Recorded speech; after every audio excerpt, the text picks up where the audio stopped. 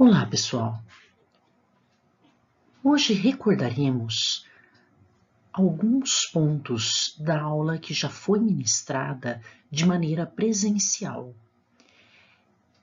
Falaremos rapidamente sobre os aspectos práticos da rotina de diagnóstico macro e microscópico e, em seguida, finalizaremos esta aula. A primeira pergunta que vem em mente quando nos deparamos com esse título é: o que eu, um aluno de primeiro ano de medicina, tenho que saber sobre esses aspectos práticos da rotina de um laboratório, pensando, por exemplo, no futuro que eu não venha a ser um patologista? Respondendo a este questionamento, um dia vocês estarão sentados no lugar deste médico recebendo um paciente no consultório. O paciente vai chegar com uma queixa e, através de exames físicos, o médico suspeita, por exemplo, de uma neoplasia, e para que ele tenha certeza desse diagnóstico, ele vai ou ele pode solicitar uma biópsia.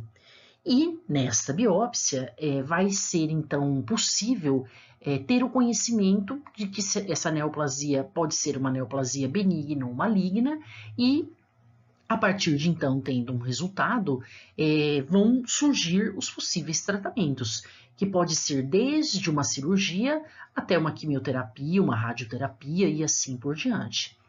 O sucesso desse tratamento ou desses tratamentos visando a cura do paciente depende, então, desde a coleta do material até o seu processamento final com a emissão de um resultado. Vocês podem também estar do outro lado da mesa sendo paciente, né? E tendo então o conhecimento da importância da condução, né? Desde a coleta do material até o resultado final, do quanto isso é importante para o sucesso do tratamento, é bom.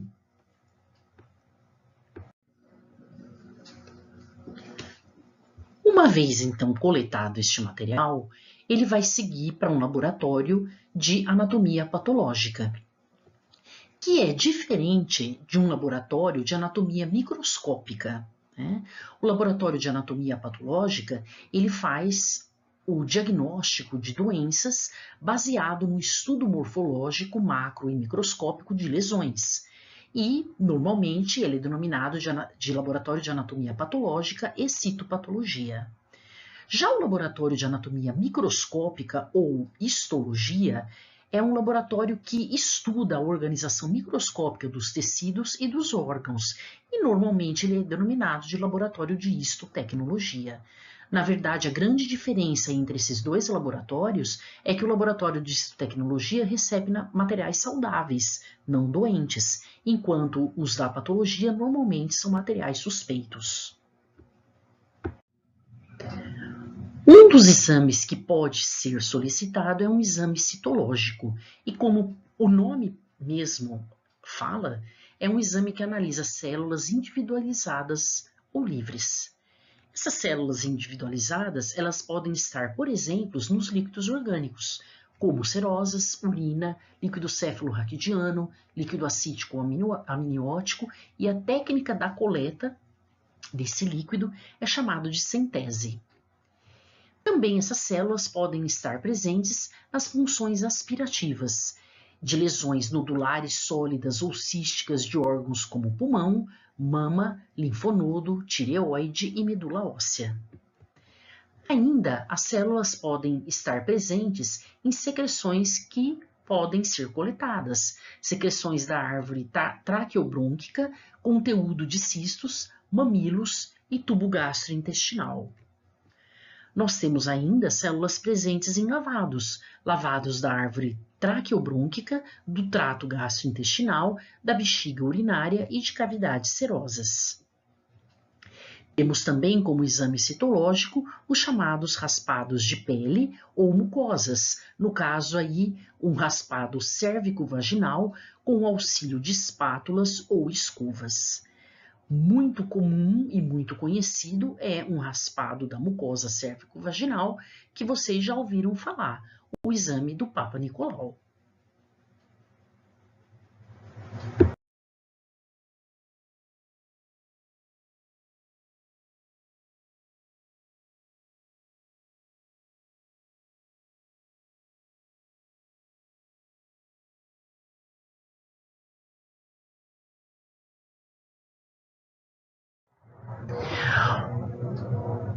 Podemos também realizar um raspado mais profundo sob a crosta de uma lesão. E essa técnica é denominada de escarificação. Essa é uma técnica muito utilizada na dermatologia.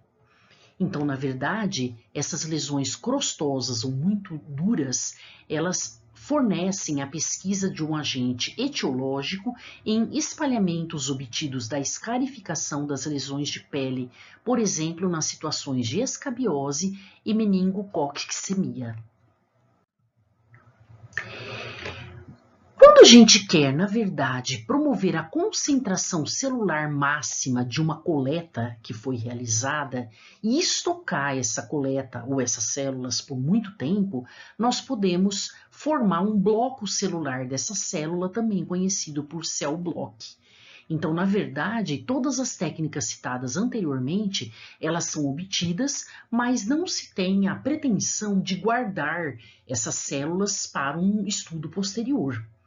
Neste caso, quando nós temos a pretensão de guardar e estocar essas células por longo prazo, nós lançamos mão de uma técnica citopatológica que promova a concentração celular no máximo para que isso seja possível. Como exemplo de exame anatomopatológico, não é mais citológico, nós temos a biópsia incisional. O que vem a ser a biópsia incisional? É a retirada de parte de uma lesão e mais uma pequena área marginal do tecido normal para que se faça uma comparação entre a lesão e a margem desta lesão. Alguns cuidados devem ser tomados. Quando for feita, essa retirada, existe um ângulo desejável certo para a coleta deste material. Ele não pode ser um ângulo muito aberto, e sim um ângulo mais fechado e uma profundidade maior para que se pegue a margem ao lado desta lesão. Então, um pequeno fragmento é coletado e encaminhado para o laboratório de anatomopatologia para que o diagnóstico seja feito.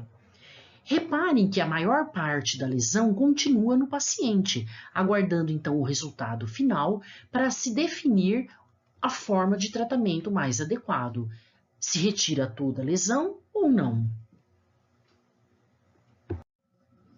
Diferentemente da biópsia incisional, a biópsia excisional, ela retira toda a lesão, mais a margem de tecido normal com segurança. Então, a lesão ela não permanece mais no paciente, ela é totalmente retirada. Esse tipo de biópsia ou de exame é muito utilizado na dermatologia, retirando, por exemplo, lesões pigmentadas ou tumorais da pele. Um laboratório também pode receber uma peça cirúrgica, que é um material maior do que uma biópsia. Então, essa peça cirúrgica, ela na verdade consiste na retirada total ou parcial de qualquer órgão.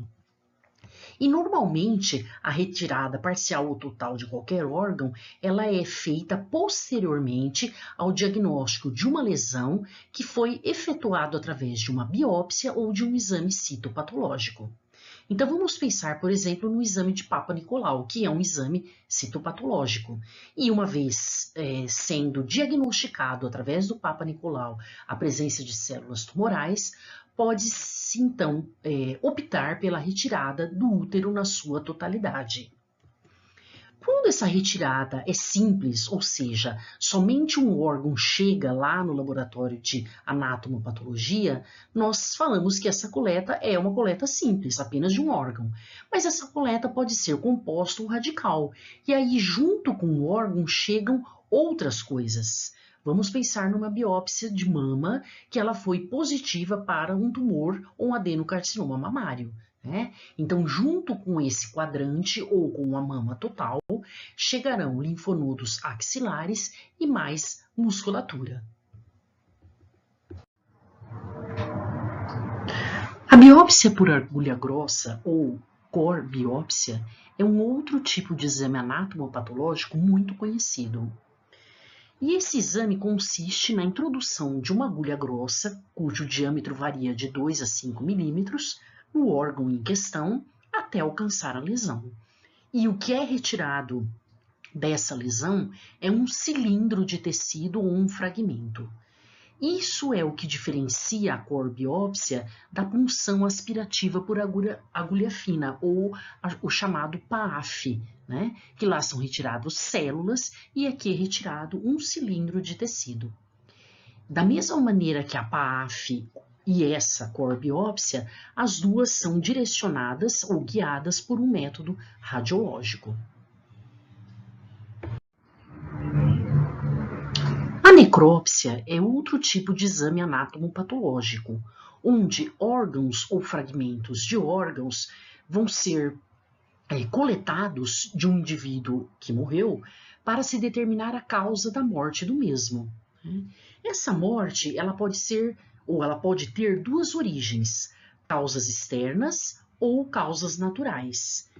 Morte por causas externas envolve sempre troca de energia com o meio externo, e as mortes por causas naturais não envolvem essa troca de energia com o meio externo. Que tipo de energia é essa?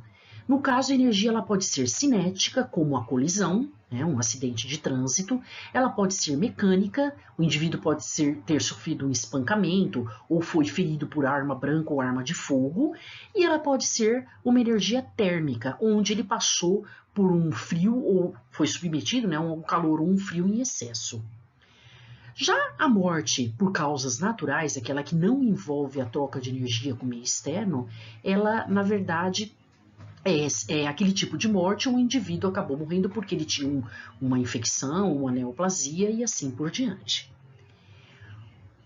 A necrópsia ela pode ser realizada em dois locais, no Instituto Médico Legal, onde o objetivo dessa necrópsia seria mais jurídico, para determinar a causa-morte, ou ela pode ser realizada no Serviço de Verificação de Óbitos, onde o objetivo, normalmente, dessa necrópsia já é mais acadêmico ou científico. Todo material obtido para um exame anatomopatológico, ele vai necessariamente passar por etapas que são denominadas etapas da técnica histopatológica. Então, uma vez coletado, ele primeiramente é colocado num fixador. Então, a primeira etapa é a etapa da fixação. E essa fixação, ela pode ser por imersão, por perfusão, por vapor, por spray, por congelação ou pelo próprio micro-ondas. O mais comum é o material que foi coletado e fixado por imersão. O material, então, coletado é colocado num frasquinho com um agente fixador, e o mais comum é o formol a 10%. Dessa maneira, ele é encaminhado para o laboratório de anatomopatologia, onde ele será recebido e identificado. Normalmente, essa identificação acompanha já o material dentro, o imerso nesse fixador, com uma identificação. Então, relembrando, de onde veio esse material? Ele pode ter vindo de biópsias, uma biópsia cirúrgica, uma biópsia endoscópica ou uma biópsia por agulha. Ele pode ter vindo de uma cirurgia, ou ele pode ter vindo de uma necrópsia. Foi colocado, então, no fixador e encaminhado para o laboratório. Quando ele chega no laboratório, então, dentro de um frasco imerso nesse fixador, que normalmente é o formol a 10%, ele vem acompanhado de uma requisição. Então, na verdade, essa requisição aqui que nós temos é um exemplo de biópsia, Ele vem preenchido com o nome do paciente, de onde foi retirado o fragmento, o RG, o sexo, a idade, estado civil, o endereço do indivíduo e um histórico, E o médico tem uma hipótese e assina essa requisição e solicita, então, através dessa hipótese, qual seria o diagnóstico final no caso dessa biópsia. O material, então, ele é retirado do frasco e analisado macroscopicamente. Qualquer alteração existente é descrito nessa etapa. O material pode ou não passar por uma clivagem, ou seja, ele vai ser cortado em fragmentos menores e colocados dentro de um cassete plástico. Então, se o fragmento, o material é pequeno, ele cabe todo nesse cassete. Se não, ele é cortado em partes para que ele seja processado dentro desses cassetes. Esses cassetes são identificados e o material aí dentro, preso, vai passar então por todas as etapas das técnicas, pela desidratação, pela diafanização, pela infiltração e assim por diante. Mas inicialmente, uma vez recortado, o material volta ao fixador. Qualquer suspeita de malignidade na amostra, existe uma marcação com diferentes cores ou tintas que marcam, né, regiões que não sairão durante as etapas do processamento, para que essas áreas suspeitas sejam, então, identificadas. Nessa etapa inicial, então, nós temos aqui à esquerda o material sendo recortado, depois analisado, descrito e colocado, então, no interior de cassetes plásticos devidamente identificados. Os cassetes, uma vez retirados da fixação, eles passarão pelo processamento que conta com várias etapas. A primeira etapa é a da desidratação, com a utilização de álcool. Em seguida, ele vai passar pela diafanização ou clarificação, normalmente é utilizado o Xylol. Depois, a infiltração ou a impregnação, que normalmente se utiliza parafina líquida. Depois, esse material ele será emblocado ou incluído numa parafina sólida para facilitar o corte desse material. Esse corte é realizado num aparelho que é chamado de micrótomo, porque nós estamos falando em microscopia de luz, né? Em seguida, ele é desparafinizado, a parafina do bloco ela é retirada para que esse material possa ser corado. Dessa maneira, a gente consegue enxergar, né, o que a gente quer observar na microscopia de luz. E aí, para a lâmina ficar perfeita, se faz necessário colocar um meio de montagem e uma lamínula em cima, né? Quero deixar claro que, para facilitar as etapas da desidratação, diafanização e impregnação, esses cassetes são colocados dentro de um aparelho que é chamado de histotécnico, né? Então, essas três etapas ocorrem dentro, né? Elas são processadas nesse aparelho, que ele tem tempos regulados e de tempos em tempos ele vai passando por essas soluções, né? A etapa da inclusão e emblocamento não é feito nesse aparelho, é feito fora.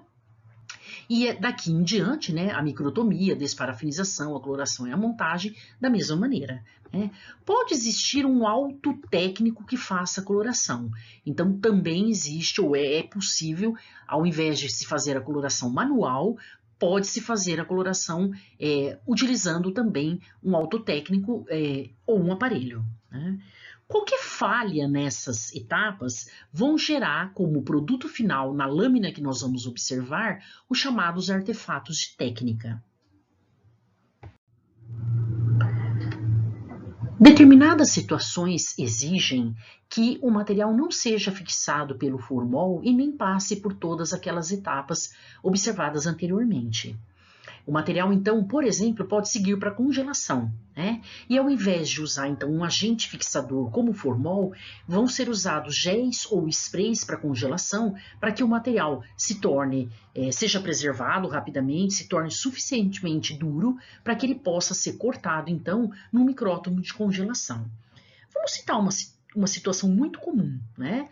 Um indivíduo está sendo operado, e durante essa operação, o médico tem que definir a sua conduta. O que ele vai fazer? Ele vai, na verdade, tirar, por exemplo, toda a mama daquela paciente ou ele vai tirar um quadrante daquela mama, né? Isso depende se existe um linfonodo que é chamado de linfonodo sentinela, se nesse linfonodo existe, por exemplo, uma célula tumoral, o indicativo de uma metástase, né? Então, esse linfonodo é retirado durante o ato cirúrgico e ele é congelado e já cortado, para que rapidamente, em poucos minutos, o médico determine a conduta a ser tomada, né? Então, por congelação, se determina a natureza da lesão, se é um tumor benigno, maligno, se tem processo inflamatório ou não, e se define, por exemplo, a margem cirúrgica.